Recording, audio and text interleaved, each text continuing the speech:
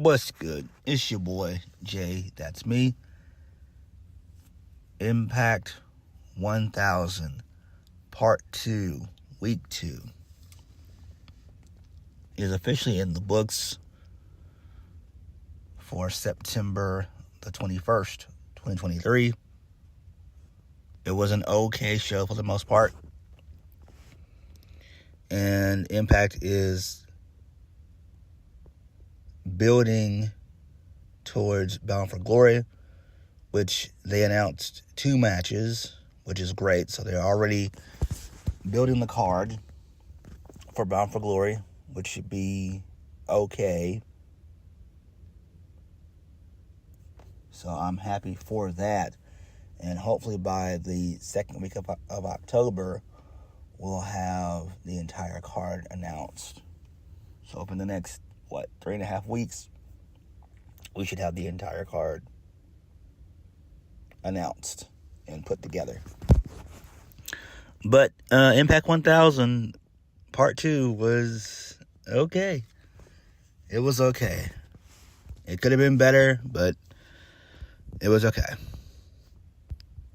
So, first match of the night was Ultimate X.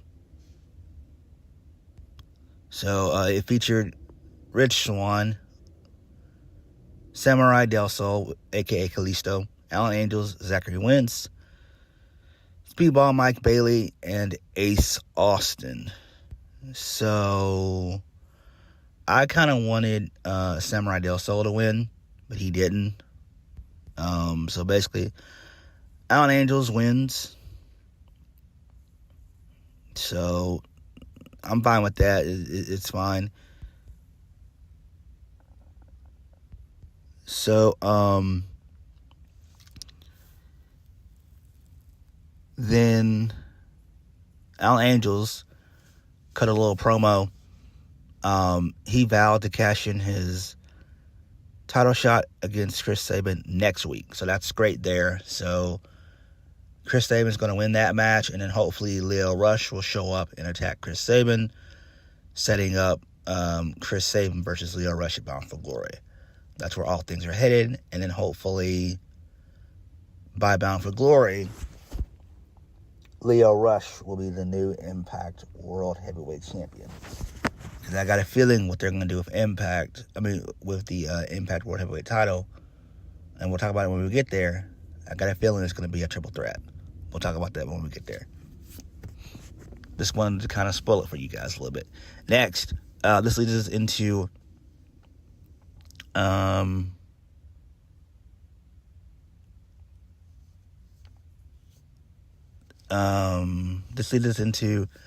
Jake Something versus Dirty Dango with Johnny Bravo by his side, a.k.a. Alpha Bravo.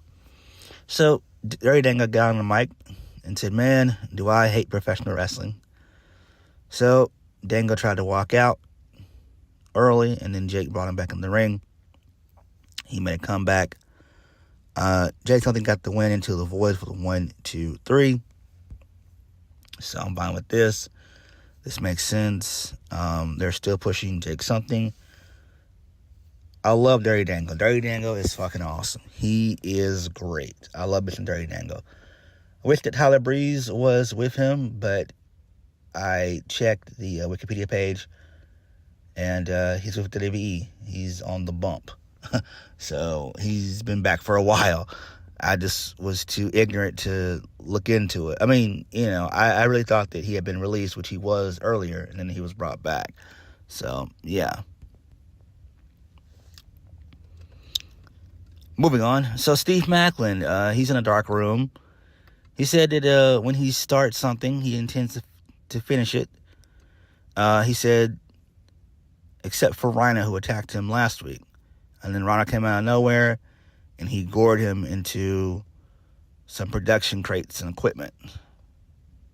So Maclin is still down after the attack. Santino yelled at Rhino for the attack, and Rhino said he didn't care about Steve Maclin. And I'm just like, oh my God, this sucks. Let's not do this. I thought that Rhino was a producer.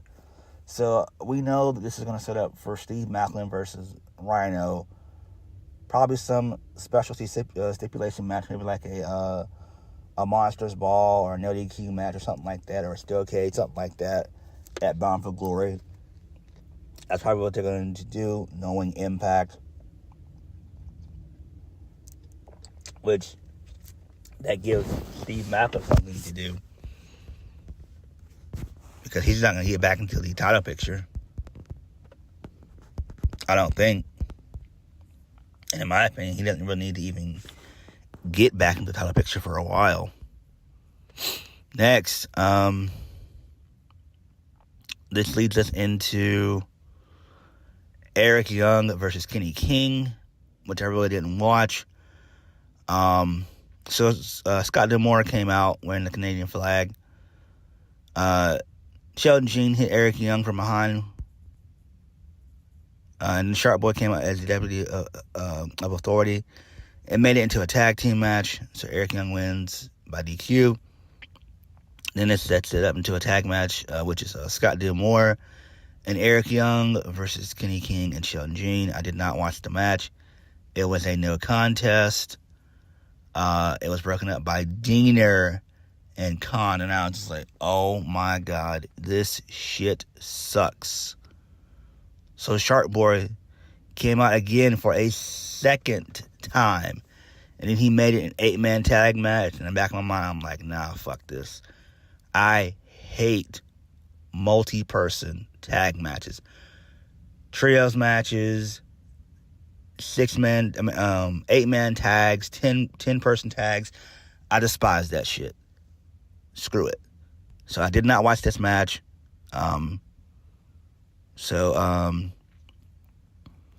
It was America's Most Wanted, which is James Storm, Chris Harris, Team Canada, Eric Young, Scott D'Amore versus Kenny King, Sheldon Jean, Diener, and Khan. I did not watch this at all. So basically, Eric Young wins via the power driver. So again, who really cares? Not really that important. Again, I don't know why this happened, because in the main event we got a 10 knockout tag, and I'm just like, nah. Let's not do that anymore. Impact. Let's not do it anymore. So we see footage of Dave LaGreca, a busted up radio. He greeted the briefcase winners backstage, who won the match last week. Then we're moving on to Bully Ray. This happened last week. Bully Ray said there was no other place that he would have wanted to reunite with Devon than in Impact Wrestling. Devon thanked the fans for welcoming him back after 7 years and recovering from back surgery and a stroke. Wow, damn. I didn't know he had a stroke. Whoa. Wow. Thank the creator, he's okay. Whoa. I did not know that Devon had a stroke. I did not know that. Wow. That is a shocker to me. That is scary. Wow. I did not know that. Oh my God, I didn't know that. Wow. I just thought he had back surgery. I didn't know he had a stroke. I did not know that. Wow. Oof. Wow. I'm glad he's okay. I am so thankful he's okay. Wow. Sorry about that, guys. I'm sorry. It's just taking me back. It's just like, wow. I didn't even know that. I thought that he had back surgery. Man. Okay. Moving on. Wishing the best to Devon. Moving on. So Dave LaGreca, he hosted the reveal of the Feaster Fired. And so we saw all the briefcase winners, Moose and Myers, Bey and Ace Austin, Yuya Uemura with Joe Hendry, and Crazy Steve. They're all there with their briefcases. So each wrestler basically talked and said they hope to find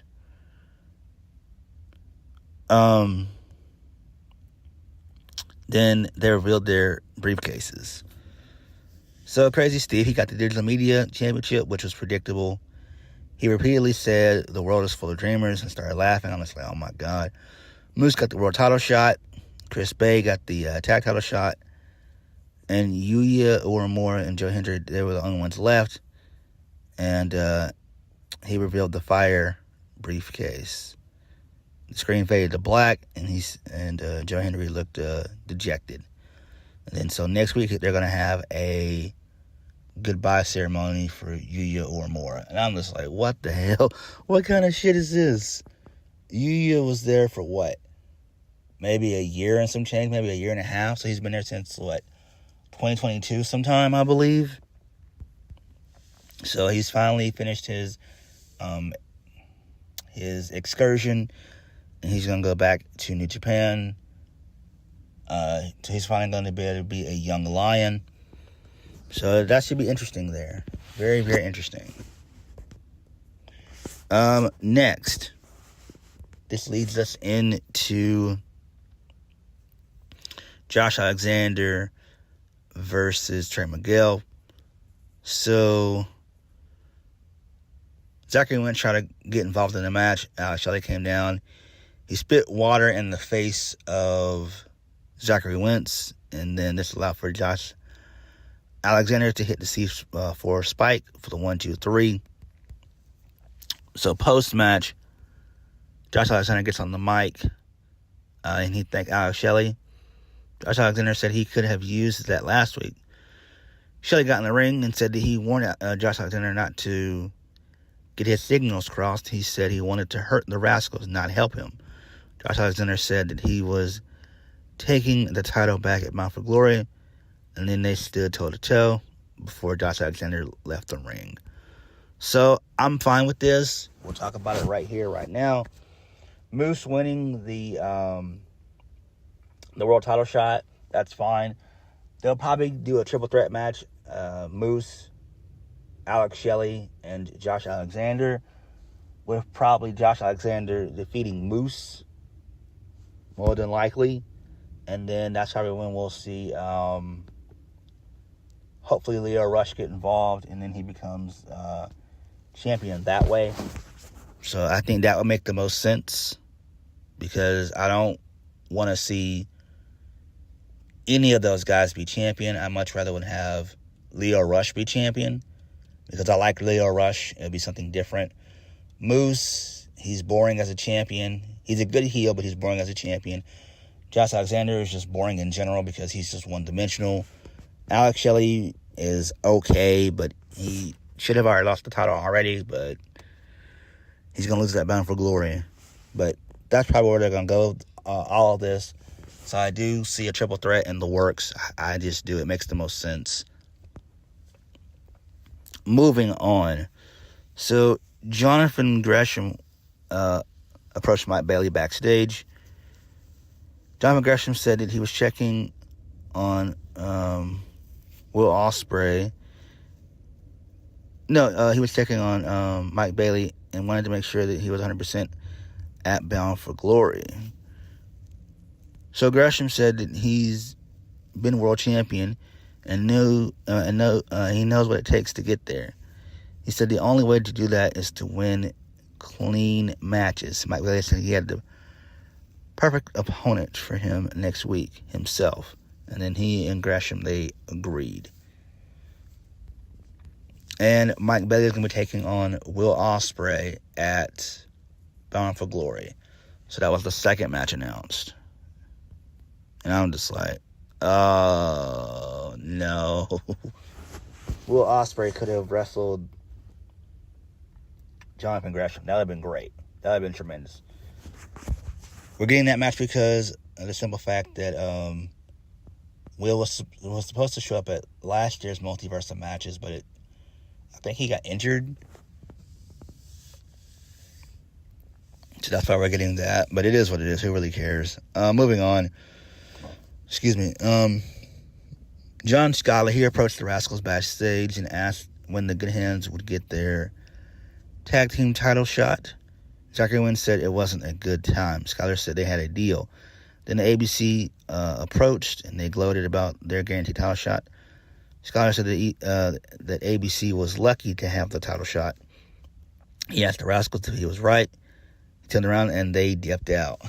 That was funny, though. I love that. Love that. And then we got the main event, which I did not watch, was the 10 knockout tag match involving Awesome Kong, Gail Kim, Mickie James, Jordan Grace, and Trinity versus the Beautiful People, Giselle Shaw, Savannah Evans, and Deonna Purrazzo, along with Tasha Steelz. So basically, the babyfaces win. Awesome Kong gets the win via the impactful Buster for the 1, 2, 3. And then post-match, Jay Vidal, he got super kicked by Angelina Love. And then the Beautiful People, they put a bag over his head, which was funny. And then Team Over, they celebrated in the ring, and then that was the show. So it was okay. Nothing pretty massive happened. They're still building more stuff for Bound for Glory. They're still focusing on their current stars. So overall, Impact 1000 Part 2, Week 2 was okay. Now, the releases that were released from the WWE yesterday, I hope they all find homes in Impact, because Impact needs fresh blood. We need to see Mustafa Ali there. We need to see Emma, a.k.a. Tenille Dashwood, and Riddick Moss there. We need to see Dolph Ziggler there before he goes to AEW.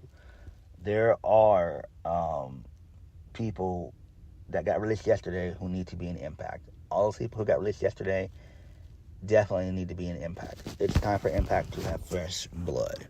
Scott D'Amore needs to get on the damn phone and start calling these guys and girls. It's time. You can't run the show around Josh Alexander and Alex Shelley and guys like that, and Steve Maclin and Rhino. PCO, Bully, all those guys. No. Those guys need to go. You can keep Josh Alexander. He's okay as a mid-carder. Steve Maclin's okay. The Rascals, all those guys are fine. But all these old heads that are around, it's time for those guys to go and be, backstage producers and recruiters. It's just time. But overall, Impact 1000 Part 2 was okay. But what did you guys think? Please hit the like button, comment down below, and subscribe to my videos. I'll catch you guys later. Peace.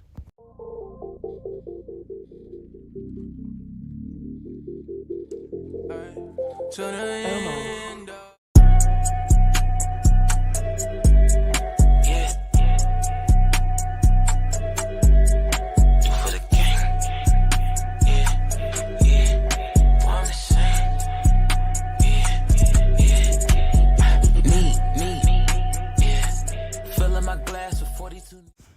What's good? I forgot to mention the NXT releases that took place, so I'm going to be adding those into my Impact Wrestling review. So this will be combined into that. So here are the releases as follows. Quincy Elliott, Bryson Montana, Dana Brooke, Mansoor, Mace Dabakato, Shanky, Yulisa Leone, that's a shocker. Dana MacArthur, I have no idea who that is. Kevin Ventura Cortez, Alexis Gray, I have no idea who that is. And Brooklyn Barlow, I have no idea who that is.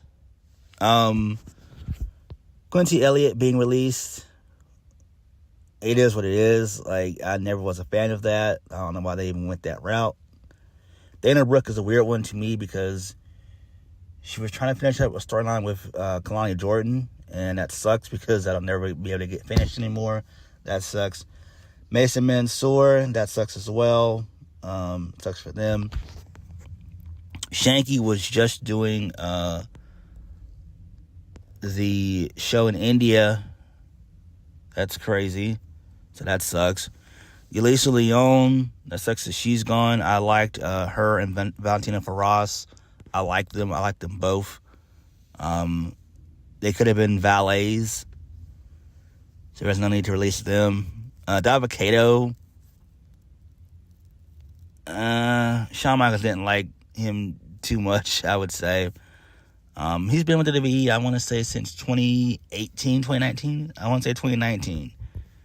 When Apollo Crews was doing the Nigerian accent stuff. When he was doing that. So that was in 2019. So I don't know where most of these guys or girls will go. I think Mansoor and Mace would be finding Impact. Davocado, same thing. Shanky, probably GCW. Alexis Gray, I don't know anything about her. I know she was probably a NIL, Next in Line program person. So I don't know where she would go. I don't know.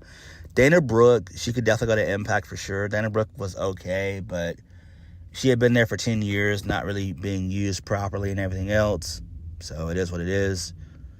So she might go to Impact. But it sucks that these people were released, but it is what it is, you know. It's business. It's business. And hopefully all these guys and girls will land on their feet. So please hit the like button, comment down below, and subscribe to my videos. I'll catch you guys later. Peace.